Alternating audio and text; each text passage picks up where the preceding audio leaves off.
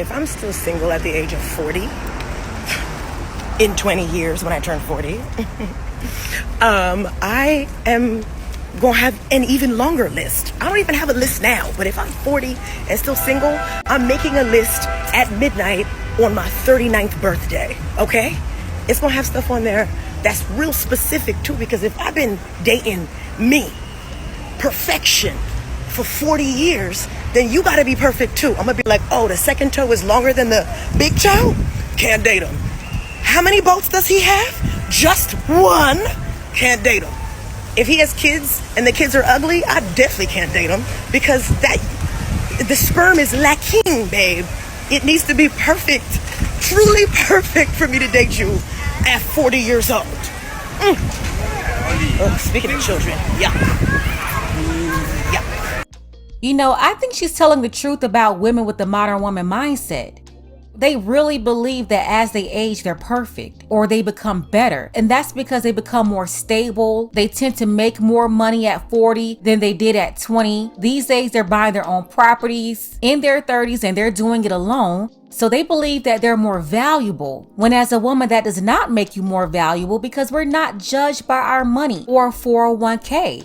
Those things are necessary for you to survive as a single woman, but it does not make you a woman of high value. And that's why a lot of modern women, they get upset, because they want to be respected and they want to be seen as a man or get the same type of acknowledgement that men get for those type of accomplishments, but they want it to be valuable as a woman. And it just doesn't work that way. As an aging woman, your value will increase with your kids and your husband, but out there in the world, in the market with other singles, your value decreases. That's why it's important for women to get a man, attract him and keep him when she's at her best, and not wait until she's 40 years old, expecting to go out there in the market and have the same value as the 20-year-old and 30-year-old women. A lot of women, they get upset with that, but it's just the truth. And then another thing here is their expectations. Not only does their value decrease in the eyes of the men they want, but they have more expectations. Basically, they have more requirements themselves at 40, but want you to have none, or at least want you to value whatever they have so that they can meet the criteria. As single women age, they don't become more cooperative. They become more combative. After 30, they're really set in their ways, so what you see is what you get, which is why men tend to date and marry women before they reach that moment. If you're getting her at 32, 34, 37, she's already programmed to be whatever it is that she's going to be. And she's going to expect top level results, even though she's not the candidate for those results. Basically, she's not even qualified herself. And like the woman said in the video, if she's single at 40, she's saying that she's going to be perfect. Saying if she ended up in that situation, it's going to be the men's fault, because there's no way that it could be her own fault. Newsflash, there are no perfect single women. I know a lot of simps that get fooled by the chameleons, but there's no such thing as this perfect woman at 30, 35, 40 years old that's single. That word is not even in the traditional woman's vocabulary. Single? No way, it's impossible. They are single for a reason. And the only thing that women at that age and mindset, what they perfected, will be piling on makeup, deception, and manipulation. That's it. Having a good job, being loyal, honesty and trustworthiness are no longer the qualifications for being a good partner anymore. Do you go to therapy? Do you know your attachment style? Are you working on yourself? Those are the new requirements. So remember those when you're dating. Bye. And where in the world are they getting these lips from? It's like they all go pick out these lips that look just alike, and then they start talking like that. So when I was single, I had a very long list of requirements of what I wanted in a partner.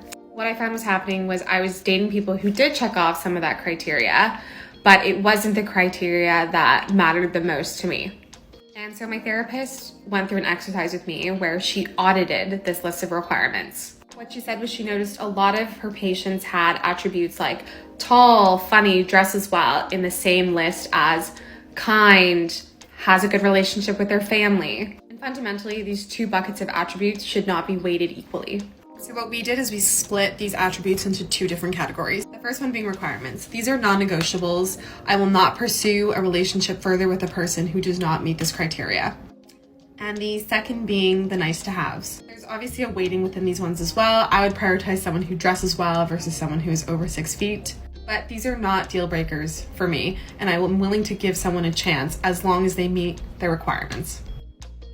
And yes, if you didn't know, they all talk like this. If they're in America, no matter where they originally came from, majority of the women talk like this. They're all over TikTok. So she said that she and her therapist, they separated her requirements from the negotiables and the non-negotiables. And now she's willing to negotiate. He doesn't have to work in finance. He doesn't have to be over 6 feet. He doesn't have to dress well. That's really what she's looking for though. But now she's saying that she's willing to negotiate because she's unable to attract and keep that kind of guy. Now, although she's willing to negotiate, she is unwilling to negotiate on kindness, ambition, getting along with his family, and her friends liking him.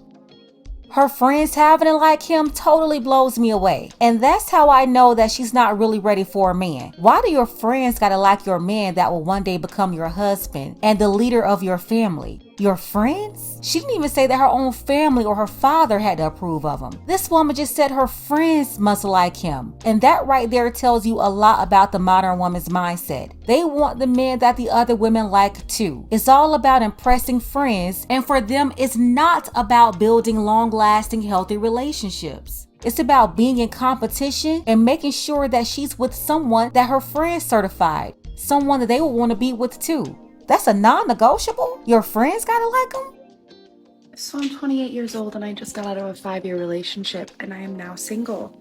The number one rule I have going forward, obsession. I don't want it if you're not obsessed with me. You could be 22, you could be 45, you could have kids, I don't care. As long as you are obsessed with me, you make a plan and you do some oh my God, that is my requirement. So here we go. Obsession. That's a walking red flag. Her requirement is for a man to be obsessed with her. Lisa Nicole Carson appeared on the Chris Rock show nearly 25 years ago, and she said that women wanted to be worshipped. When you hear women talking like this, talking about worshiping them and being obsessed with them, all of them are 100% crazy. And if you knew anything about the Lisa Nicole Carson story, you'll see what I'm talking about. And if you want to hear those comments that she made on the show, I'll leave the link below. I covered that video a while ago.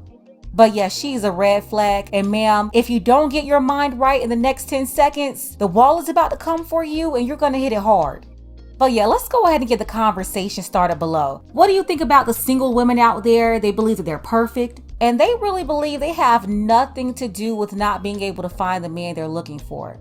Shout out to Uncle D in Rome, Dark Power, and Sir Shy. I appreciate all of you for your support. Want to see more content like this? You can support the channel too. Links to Cash App and PayPal are below. Ladies, fellas, want a balanced analysis, want the truth from a woman's perspective? Then you're going to want to subscribe to this channel, and don't forget to like and share.